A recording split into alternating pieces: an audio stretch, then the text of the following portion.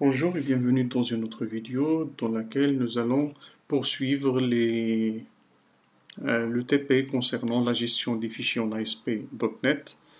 Et durant cette présentation-là, on va essayer de répondre à à une question parmi les questions de la variante 7 de l'examen de fin de formation 2012 et dans laquelle il nous a demandé, voilà la question, je crois, c'est la question 3. Voilà la question 3, donc B. Il nous a demandé d'insérer à côté de chaque entretien, et nous on travaille, bien sûr, on ne travaille pas sur les entretiens, on travaille sur les clients. À côté de chaque client, une case à cocher. Et en bas de la page, un petit lien nommé constituer, donc l'essentiel qui permet, lorsqu'on clique dessus, de créer un fichier texte contenant le ou les entretiens sélectionnés, ainsi que leur montant dans l'ordre de leur apparition sur la page. Donc voilà, on va essayer de répondre à cette question. L'essentiel là, on va essayer de stocker des informations dans des fichiers texte. Et j'ai choisi moi l'extension .csv. Allons-y, on va le faire. Déjà là, je vais ajouter dans notre tableau, je vais ajouter une colonne. Voilà, je vais ajouter une petite colonne. De type template field que je vais nommer sélectionner.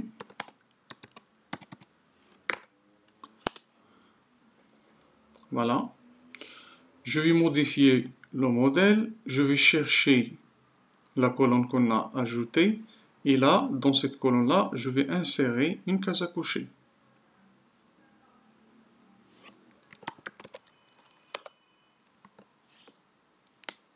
Voilà. Donc, devant chaque client, je vais insérer une case à cocher.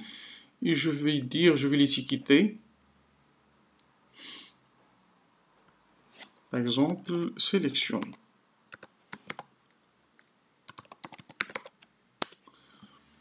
Voilà. Terminé. Je vais ajouter aussi un petit normalement bouton, link bouton, dans le footer de notre grid view. Voilà. Donc je vais essayer d'afficher le footer. Show footer. Voilà, show footer true. Et dans ce footer-là, je vais ajouter un petit bouton, link bouton. Voilà, allons-y, on va modifier le footer template. Et là, on va insérer notre link button.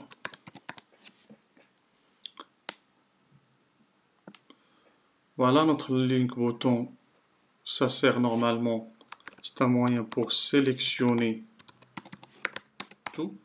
tous les clients, par exemple. Voilà. On va programmer, lorsqu'on clique sur ce link button, on aimerait bien qu'il sélectionne tous les clients, c'est-à-dire qu'il va cocher toutes les cases à cocher. Donc c'est très simple. Donc ce qu'on va faire, on va faire un parcours sur les lignes dans notre grille. Voilà, for each. Pour n'importe quelle ligne, donc grid view row, je vais la nommer le nom de la variable ligne in grid view grid view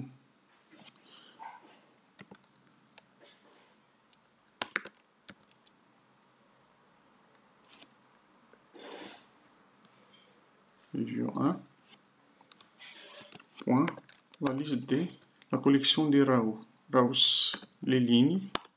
Voilà, pour n'importe quelle ligne, on aimerait bien, qu'est-ce qu'on veut faire normalement? Une seule instruction, on aimerait cocher. Donc déjà là, on va récupérer. Je vais récupérer les cases à cocher. Donc, checkbox. J'aimerais récupérer les cases à cocher. À partir de la ligne, de la variable ligne, point. Voilà la cellule. Quelle cellule normalement? J'aimerais interroger la cellule numéro donc 0, 1, 2, 3, 4. Numéro 4. Donc la cellule d'indice 4. Je vais chercher dans cette cellule, find, control, je vais chercher quoi? Je vais chercher le contrôle nommé checkbox 1. Par défaut, j'ai pas changé le nom, donc ce qui fait, il va insérer par défaut le nom checkbox 1. Voilà, et je vais accéder à la propriété ticket et je vais la cocher et recevoir. Voilà, tout simplement. Très bien. Quoi d'autre? Et là, je vais ajouter un autre link bouton.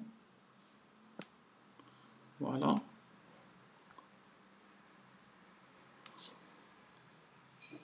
Que je vais... normalement, il me sert comme un moyen pour enregistrer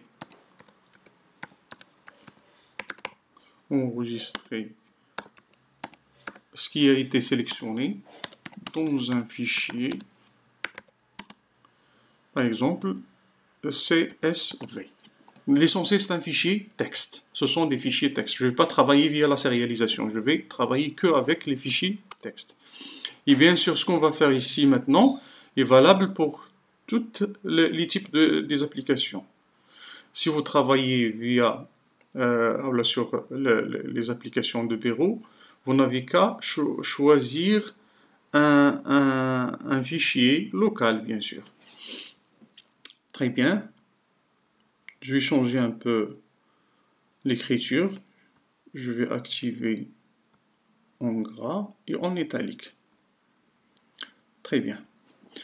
Voilà. Ce qu'on veut lorsqu'on clique sur ce bouton-là, hein, on aimerait sauvegarder ce qui a été coché, les clients qu'on a sélectionnés dans un fichier texte. Voilà. Déjà, je vais vérifier. Déjà, on l'avait fait, mais vous devez vérifier si vous n'avez pas fait déjà le travail de la vidéo précédente. Et il faut avoir normalement l'espace de nom IO. Des entrées et sorties. Vous devez l'ajouter. C'est-à-dire, il faut l'importer, importer le package. Très bien. C'est très très simple. Ce qu'on veut, on veut récupérer les clients et les mettre dans un fichier texte. Très bien. Regardez bien. Donc déjà, je vais travailler via des streams, streamwriter, SW égale new streamwriter. Et là, la différence qu'il y a entre les projets, les applications bureau et les applications web, c'est au niveau du chemin, du path de notre fichier. Hein. Pour les applications web, on va utiliser le serveur. Par contre, pour les applications de bureau, vous devez tout simplement donner le chemin relatif ou le chemin absolu, ce que vous voulez. Très bien. Puisqu'il s'agit d'une application web, là, je vais invoquer la propriété serveur de notre page, point, et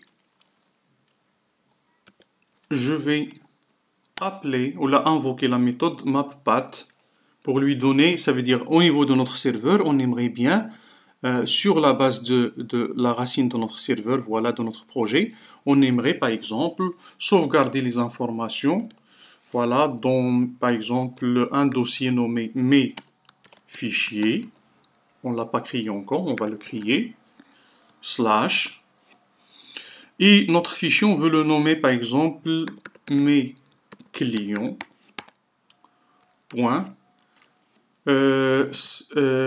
CSV, par exemple. Vous faites ce que vous voulez. Moi, j'ai choisi de travailler via des fichiers CSV. Et on sait tous que les fichiers CSV, ce sont des fichiers qui s'ouvrent via Excel. Et pour qu'on puisse organiser les informations dans des colonnes, on doit séparer les propriétés ou les champs via des points virgules, tout simplement. Très bien. Voilà, on a créé maintenant notre fichier dans notre serveur. Maintenant, ce qu'on va essayer de faire, on va essayer de faire un parcours de notre grid view, des lignes de notre grid view, et on va chercher quelle est normalement la case à cocher ou le client qui a été sélectionné, et on va l'insérer dans ce fichier, dans notre fichier, tout simplement. Voilà, c'est pour cela que je vais faire une petite boucle for each. Voilà. Et de même, je vais répéter tout ça. Voilà.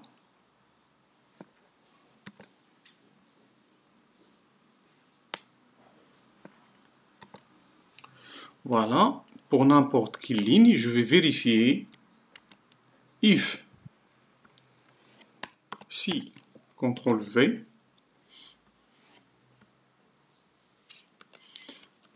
si la case à cocher qui existe dans notre ligne, dans la cellule numéro 5, a été cochée, c'est-à-dire égal checked, égal true. Dans ce cas, on doit récupérer ce client et on doit l'insérer dans notre fichier. Voilà, donc le test. Après, maintenant, je vais essayer de récupérer le client. Je vais le nommer CL. Et à partir de notre DB context, je vais chercher un client dans la collection des clients, .find, et je vais lui donner l'ID de notre client. Et l'ID, je vais le récupérer à partir de la première colonne. Voilà. Donc, qu'est-ce qu'on va faire déjà? Un petit enstipage est nécessaire, puisqu'on a travaillé l'ID est de type entier, donc nea parse. Voilà. Et à partir de notre ligne, voilà la ligne.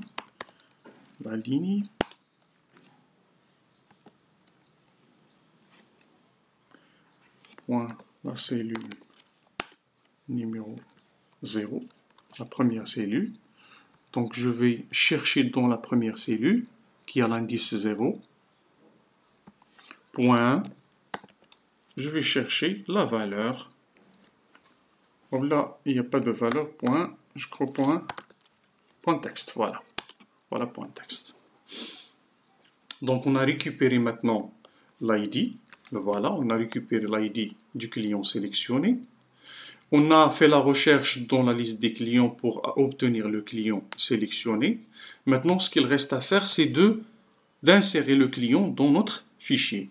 Voilà, c'est très simple. Maintenant, on a récupéré. Donc, dans le SW qui est le stream writer, j'aimerais écrire. C'est très simple, c'est write line. Voilà, et je vais écrire CL. Voilà. Très bien. Donc là, je ne vais pas détailler les informations que je veux normalement insérer dans mon fichier. Je vais le faire dans toString. Je vais chercher la classe. Regardez, on va aller à la classe. On va chercher la classe client dans notre modèle. Comment on a nommé le modèle? Voilà mon modèle client. Je vais chercher la classe client.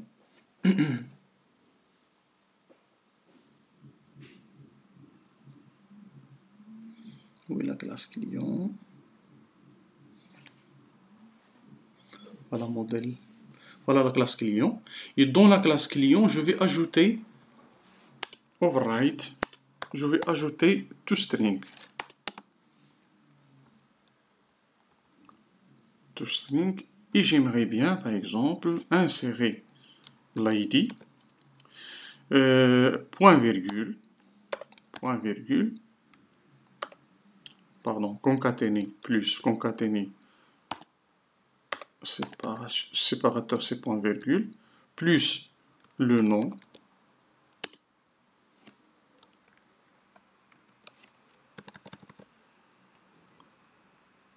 voilà. Qu'est-ce qu'on a combien d'informations? On a 4, donc l'ID, le nom, et là c'est le prénom,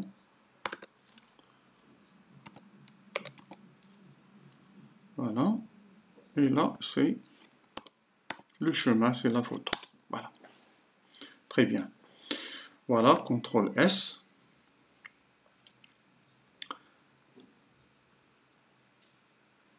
Est-ce qu'on a oublié autre chose? Donc, voilà. Oui, après la boucle, j'aimerais bien, mais c'est pas j'aimerais bien, on doit fermer le SW, notre fichier. Close. C'est très très simple. Voilà. Et là, pour ne pas oublier, on va ajouter le fichier dans lequel on va stocker les informations. Sinon, il va nous soulever un petit problème.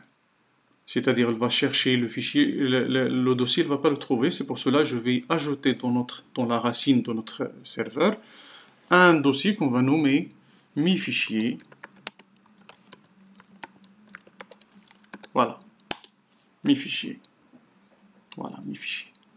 Et dans mi fichier, j'aimerais bien stocker mes clients. Allons-y, on va faire le test. Je vais régénérer déjà.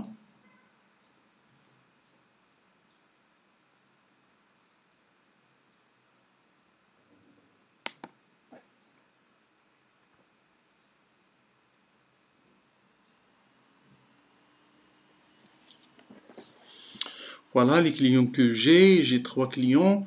Allons-y, on va ajouter un autre client, par exemple, oui. Par exemple, Hamza. Je choisis une photo.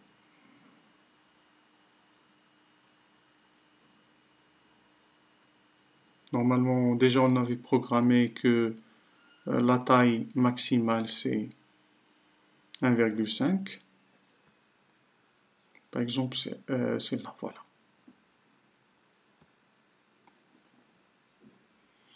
Voilà, ajouter. Le client a été ajouté, oui, voilà, notre client a été ajouté. Maintenant, on va tester sélectionner tout. Voilà, c'est fait, regardez bien. On a pu sélectionner tous les clients.